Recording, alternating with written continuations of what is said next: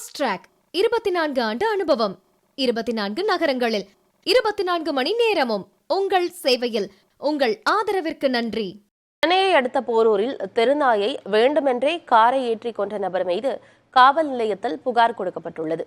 போரூர் அடுத்த ஐயப்பந்தாங்கல் 3வது தெருவில் கர்நாடக திரைப்பட இயக்குநர் லட்சுமி நாராயணன், சின்னத்திரை நடிகையான அவரது மனைவி கீதா தம்பதி வசித்து வருகின்றனர். இருவரும் தெருவோர நாய்களுக்கு உணவளித்து பராமரித்து வருகின்றனர். இந்நிலையில் சின்னத்திரை நடிகை கீதாவின் வீட்டின் அருகே உறங்கிக் கொண்டிருந்த தெருநாய் மீது கார் ஏறியதில் உயிரிழந்தது. இது தொடர்பாக அதே தெருவில் வசிக்கும் ஜவஹர் என்பவரிடம் கேட்டபோது தவறுதலாக கார் ஏறியதாக மழுப்பியுள்ளார். பின்னர் சிசிடிவி காட்சியை ஆய்வு செய்வதில் ஜவஹர் வேண்டுமென்றே தெருவில் படுத்திருந்த நாய் மீது காரை ஏற்றிக் கொண்டது தெரியவந்தது.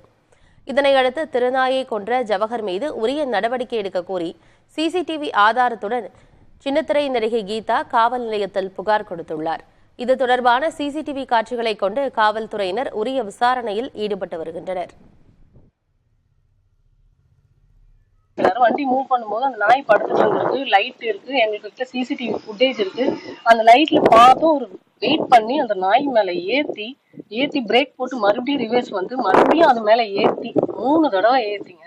அந்த நாய் கண்ணு வரைக்கும் துடிக்க செத்து போச்சு. அவ்வளவு ரத்த வெள்ளத்துல செத்து போச்சு. ஃபாஸ்ட் ட்ராக் 24 ஆண்டு அனுபவம், 24 நகரங்களில் 24 மணி நேரமும் உங்கள் சேவையில்.